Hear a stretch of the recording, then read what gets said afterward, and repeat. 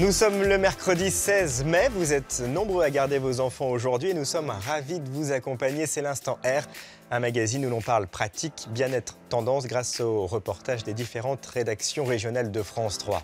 On va parler ce matin du bien-être en ville. Impossible, vous allez me dire, avec le bruit, la pollution, les odeurs, les centres-villes ne permettent pas de s'épanouir. Eh bien non, pas forcément. Nous irons à Amiens où l'on essaie de prendre en compte l'épanouissement des habitants. Nous parlerons également de films d'animation, des films qui, vous l'imaginez, demandent un grand savoir-faire. Le studio d'Angoulême en a fait sa spécialité et a accepté de nous accueillir pour nous montrer comment il crée ces dessins si réalistes. Et tout de suite, on aide vos enfants à trouver un job. C'est plus que jamais d'actualité, car pour gagner un peu d'argent pendant les vacances qui arrivent, eh bien, il faut s'y prendre vraiment en avance. Alors, quelle démarche accomplir? Quand? Comment faire pour décrocher un job sympa? C'est mieux tant qu'à faire. On vous répond dans notre instant pratique. Comme chaque année à cette période, la chasse au job d'été est lancée pour les étudiants. Et il ne faut pas traîner si l'on veut décrocher les plus attirants. Alors pour trouver le job d'été idéal, les étudiants ont le choix entre plusieurs méthodes. Et l'une des plus efficaces reste le forum emploi saisonnier. Il y en a désormais dans toutes les régions touristiques. Le temps d'une journée, comme ici à Lyon, les candidats peuvent postuler en direct auprès des recruteurs. Et pour ceux dont c'est le premier contact avec le monde du travail, pas d'inquiétude, les organisateurs de ces forums prévoient généralement un accompagnement des candidats pour rédiger CV et lettres de motivation, par exemple, avant les entretiens. Je n'ai jamais travaillé véritablement et c'est tout bête, mais il y a des réflexes à avoir par rapport au CV, des endroits à cibler par rapport à ce que je veux faire et voilà, je viens demander conseil. Ils ont besoin d'apprendre à dire et à oser dire, voilà, moi j'ai envie de travailler, je suis prêt à me remonter les manches, je suis disponible, je suis prêt à me lever pour y aller. Autre lieu où l'on peut consulter des offres, les espaces info jeunes, des espaces où les étudiants sont accompagnés pour trouver un emploi, mais aussi, si nécessaire, un logement ou des conseils personnalisés. Comme Jérémy, pour qui ces emplois saisonniers lui ont permis de décrocher un vrai job à la fin de ses études. À chaque fois que je venais ici, je trouvais en général des offres intéressantes. Moi, ça m'avait beaucoup aidé, ça avait été un tremplin. Aujourd'hui, je travaille à la mairie de Clermont, je suis fonctionnaire dans le sport et l'animation. Donc ça m'a donné de l'expérience, ça m'a donné de la confiance en moi aussi, j'ai pu travailler tout de suite avec mon diplôme.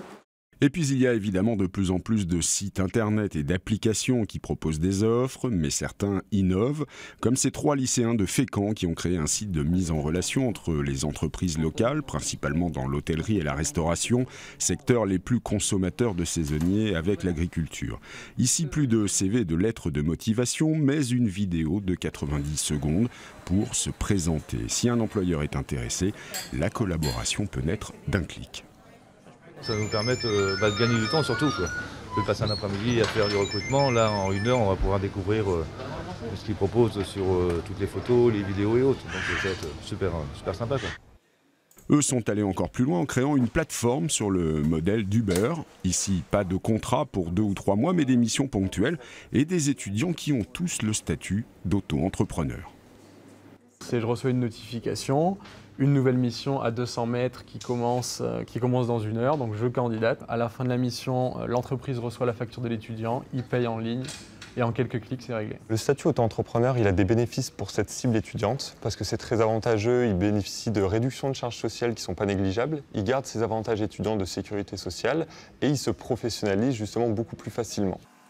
On estime que chaque année, environ 700 000 jobs d'été sont disponibles, principalement en Île-de-France, Auvergne-Rhône-Alpes et Provence-Alpes-Côte d'Azur. Et plusieurs sites vous aident à décrocher des jobs d'été. J'en ai retenu un que j'ai trouvé plutôt bien fait, c'est job-été.com. Les parents d'enfants autistes sont nombreux à le dire, la prise en considération de l'autisme en France est encore faible, et en particulier à l'école. Ce qu'a d'ailleurs confirmé la Cour des comptes qui a pointé dans un rapport des failles dans la scolarisation des enfants en milieu ordinaire. Et c'est un vrai défi. On évalue au minimum à 440 000 le nombre de personnes autistes en France. Alors, certains essaient tant bien que mal de faire bouger les lignes. Une convention a par exemple été signée en Rhône-Alpes pour améliorer l'intégration scolaire. Le bonheur de Flavie d'aller au lycée, sa fierté aussi. Une institutrice lui avait dit qu'elle ne pourrait jamais suivre d'études en raison de ses troubles autistiques. 18. Dans cette classe de première bac pro de communication visuelle, Flavie Ruet a toute sa place, y compris dans les matières d'enseignement général. Contrairement au collège, je m'en sors bien en maths et pour moi c'est facile. Je ne fais aucune différence. Sur la note, aucune. De toute façon, je n'aurais pas en faire, j'aurais en faire surtout pour les autres. Non, elle est très scolaire, Flavie. Seule la présence de l'auxiliaire de vie à ses côtés distingue Flavie des autres élèves de la classe. Mon rôle, c'est d'accompagner Flavie plus en mathématiques parce que c'est dans cette matière qu'elle a demandé de l'aide. Le lycée professionnel du premier film à Lyon s'appuie depuis 5 ans sur le dispositif Ulysse pour scolariser les élèves autistes. Flavie n'a pas souhaité s'inscrire dans cette unité localisée pour l'inclusion scolaire. Tu as trouvé quoi comme résultat là ? 125 grammes. 125 grammes. Raphaël Argivier est l'un des 10 élèves suivis en Ulysse. Raphaël ne va pas dans le cours de maths, non pas pour des raisons de niveau scolaire, mais plutôt d'estime de lui-même dans les maths. Il se pense nul. Voilà. Donc, il préfère être en Ulysse où c'est plus rassurant. Par contre, il s'agit de nous de suivre un petit peu le programme du CAP pour que, dès que Raphaël aura compris qu'il a le niveau, il puisse réintégrer la classe de M. Garcin en mathématiques. Changement d'ambiance, Raphaël a troqué les cahiers pour l'uniforme d'agent polyvalent de restauration. Il prépare un CAP au restaurant d'application du lycée. C'est lourd ce truc au moins. Aujourd'hui, c'est son tour de préparer et de servir les plats chauds. Bonjour, si vous ferait plaisir. Raphaël semble dans son élément. Il envisage d'ailleurs d'en faire son métier. Putain, j'aimerais devenir cuisinier à l'Olympique Lyonnais.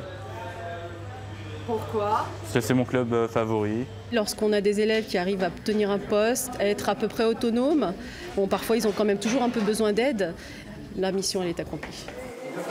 Tu as été malade et après ça va mieux. Très bien. Séance d'orthophonie, Nicolas Jandot ne suit aucun cours traditionnel et ne prépare aucun diplôme, ce qui ne l'empêche pas d'être scolarisé en classe Ulysse au lycée.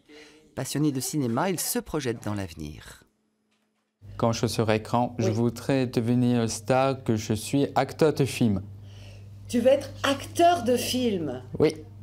Eh oui. Aujourd'hui, le lycéen s'exprime et surtout peut comprendre ce qu'on lui demande. Marie-Christine Perret, qui travaille avec lui depuis 4 ans, a dû s'adapter. Depuis 2 ans, si vous voulez, on a pensé que c'était nettement plus pertinent de le faire dans le cadre de l'école. Et ça a été très positif parce qu'il était dans un cadre de travail. Ça a eu beaucoup plus de sens pour lui. L'orthophoniste part à la retraite et le centre dont elle dépend n'a pas trouvé de remplaçant qui accepte de se déplacer au lycée. L'investissement des intervenants apparaît comme essentiel dans la qualité de la prise en charge des élèves autistes.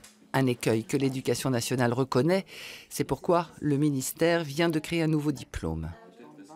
La nouvelle certification pour les enseignants spécialisés qui se met en place cette année, qui s'appelle le KPI, qui abroge les précédentes certifications, peut consacrer un tiers du temps dévolu à la formation à la question de l'autisme. Donc l'autisme quand même commence à prendre une part importante à la fois dans la formation des enseignants spécialisés, mais également dans la formation continue. La réussite de la scolarisation des enfants autistes en milieu ordinaire est cruciale. Pour Raphaël, Nicolas et Flavie, l'école est une source d'épanouissement et grâce à elle, certains peuvent même envisager un avenir professionnel.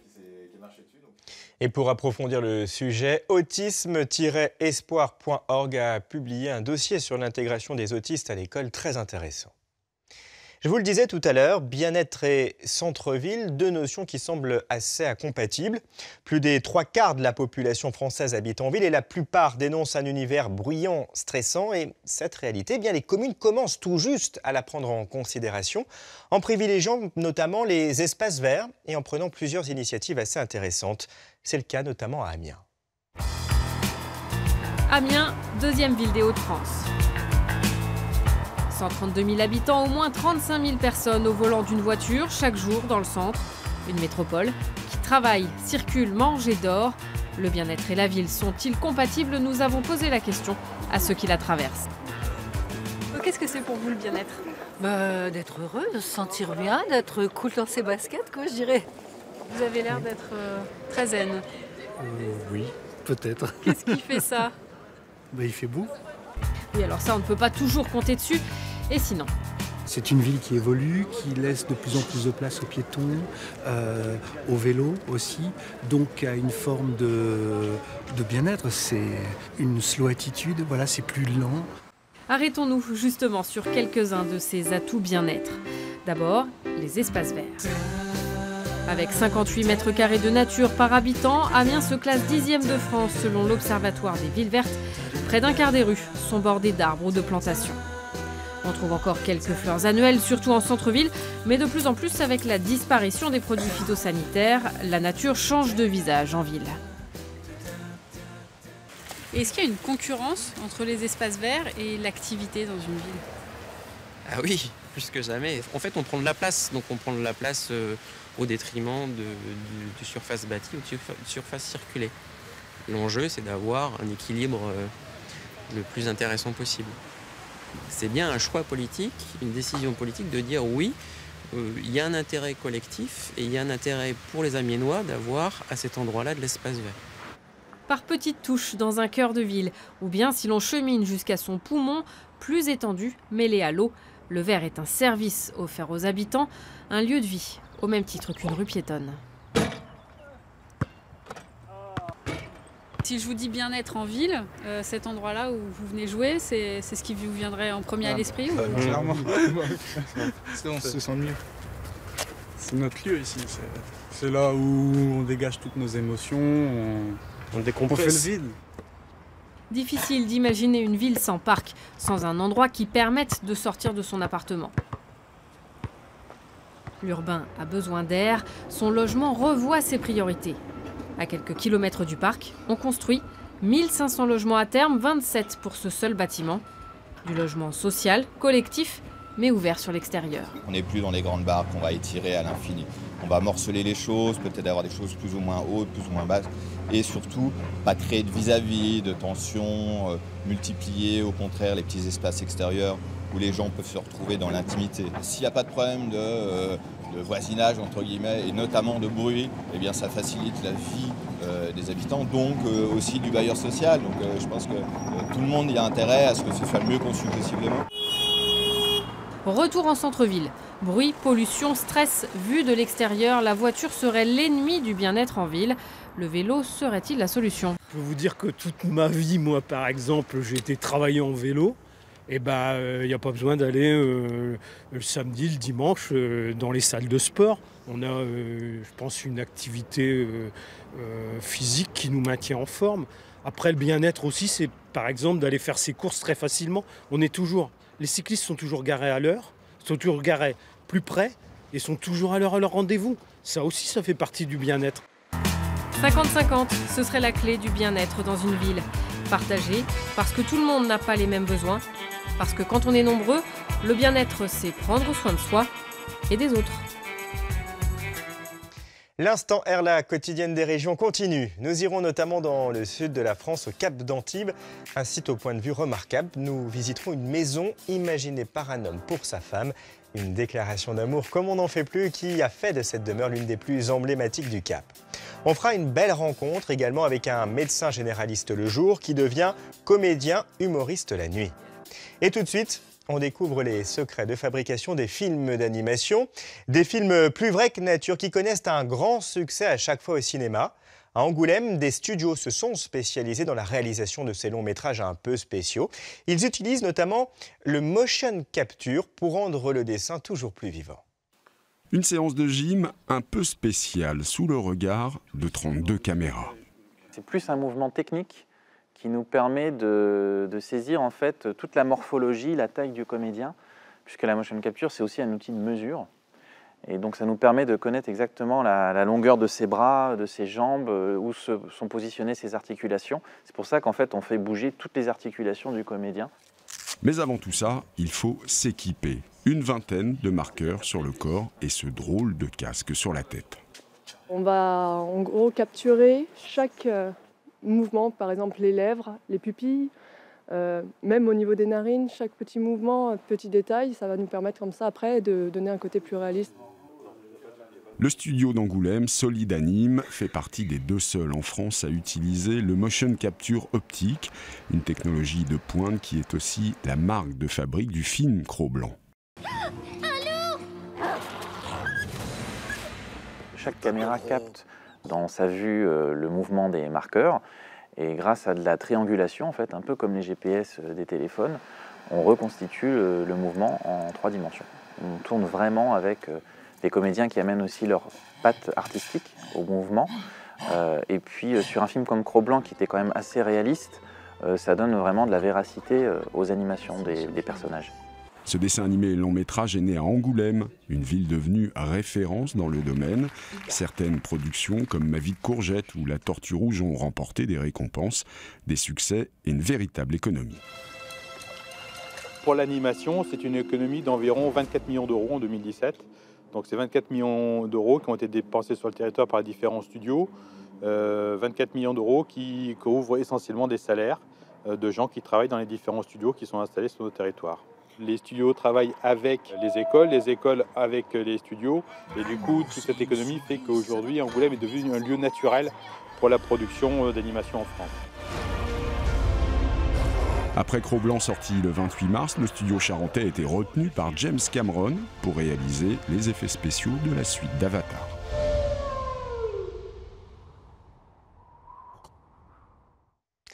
Et après les films d'animation, du spectacle toujours mais vivant cette fois, et des questions en série. Comment est né le stéthoscope? Qui étaient les premiers chirurgiens? Et sinon, les fistules de Louis XIV, on en parle? Oui, pour le docteur Laplante, on en parle et on en rit. Ce médecin de campagne dans le Jura est humoriste le soir venu, et sur scène, eh bien, il nous raconte ses petites histoires de la médecine. On est allé le rencontrer et on l'a suivi notamment lors de ses consultations. Là encore, l'humour n'est jamais loin. C'est un théâtre de poche, où se jouent en silence les petites peines comme les grandes souffrances. La salle d'attente, un spectacle permanent pour le docteur Laplante, surtout l'hiver lorsque son cabinet ne désemplit pas. Bonjour, c'est à nous, c'est Lily. Bonjour. Bonjour. Au revoir. Allez-y. T'as malade? Concentré, attentif, il est aux petits soins avec les malades. Non, il n'a pas de fièvre, mais il a une toux... Enfin, ça, c'est la journée. Parce que le soir, on le sait ici, le docteur a tendance à se lâcher sous les projecteurs.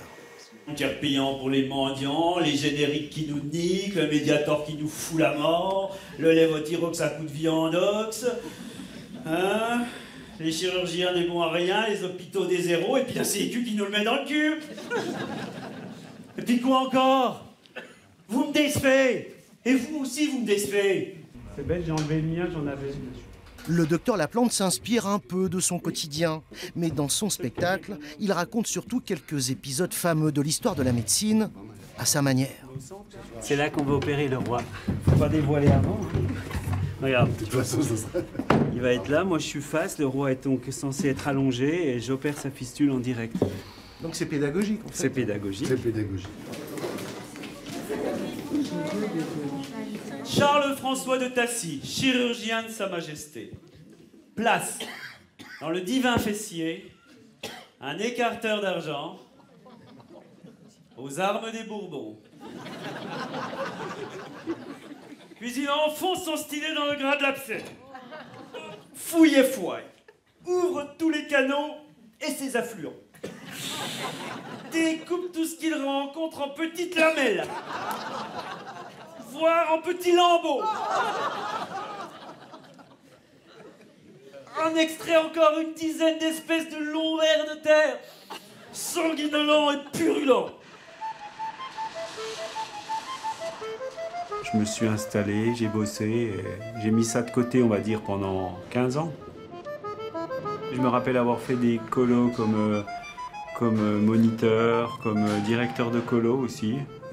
C'est moi qui organisais souvent les soirées festives, on va dire. Donc j'aimais bien. J'aimais bien faire le clown, à l'école aussi un peu. Hervé Laplante est un enfant du pays. Un vrai médecin de campagne. Bonjour Madame Bouddha. Alors, comment va? Comme une vieille. C'est lors d'une fête d'anniversaire qu'il a décidé de se lancer dans ce one-man show qui n'en finit plus. Non, 12-8 comme d'habitude, hein, franchement. Vos douleurs toujours, poignets, tout ça, ça fait toujours mal? Oh, je Depuis votre fracture. Ouais. Je vais vous demander de vous avancer un petit peu, Madame Ruffio. Très bien. Et de gonfler les poumons. Oui, gonfler les poumons, gonfler, gonfler, gonfler. Bloquez la respiration. Ne respirez plus. Ne respirez plus. Non, non, Madame Ruffio, juste provisoirement, pas définitivement. Voilà, très bien. Arrêtez de respirer. Pas comme Madame Ruffio, hein, pas tout le temps. Il faut re-respirer, même si j'oublie de vous le dire, sinon ça peut mal tourner. Il le fait avec esprit, même des choses simples. Alors il y a le spectacle et il y a la souplesse qu'il a. Alors je ne sais pas quelle gymnastique il fait, mais alors les acteurs n'ont rien à lui envier. Je prends du magnésium aussi. Mais si le docteur monte sur les planches, c'est aussi parce qu'il en a besoin. Lui qui passe ses journées à soigner le mal-être des autres avait tendance à s'oublier. Est-ce que la scène, c'est une sorte de thérapie d'anti-stress? Clairement. Et j'arrivais en 2006-2007, on ne peut pas dire au bout, mais il y avait une activité folle. On bossait énormément. J'étais, on va le dire, nous on n'a pas le droit de l'employer, ce nom-là pour nous, mais on a beaucoup de médecins qui sont burn-outés. Moi, je faisais que ça du matin au soir. Le fait d'avoir autre chose dans la semaine qui faisait, ça m'a vraiment reboosté. À 58 ans, le praticien rêve-t-il de lâcher enfin le stéthoscope pour le stand-up? Eh bien, pas vraiment. D'ailleurs, à la fin du spectacle, c'est le comédien qui le dit. Il a toujours rêvé d'être médecin. Être utile. Passer sa vie à être utile aux autres. N'est-ce pas là la plus jolie des vies?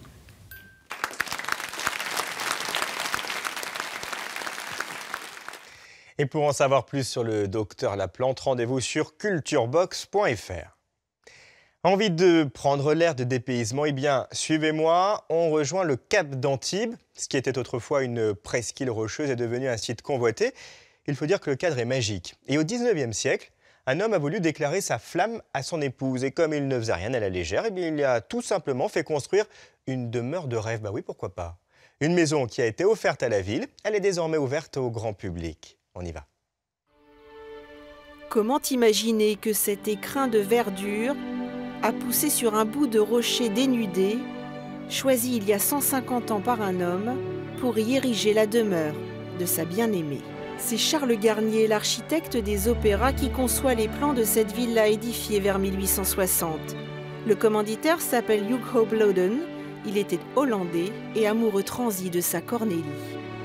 Cette villa, en définitive, c'est le fruit d'un amour, de l'amour qu'il avait pour son épouse, qui était une jeune et jolie personne qui s'appelait Cornélie.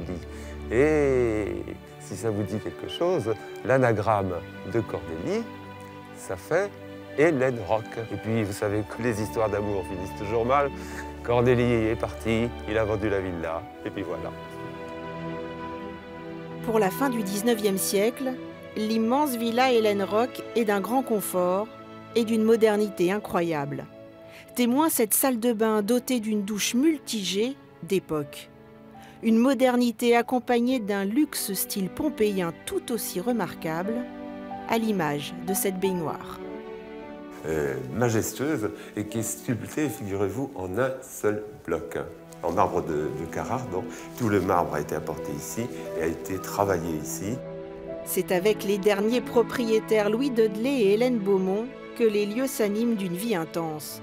Venu des Amériques, le couple qui acquiert la villa en 1927 reçoit beaucoup, notamment des compatriotes, mais aussi le dernier empereur du Brésil, Greta Garbo, ou la reine de Roumanie.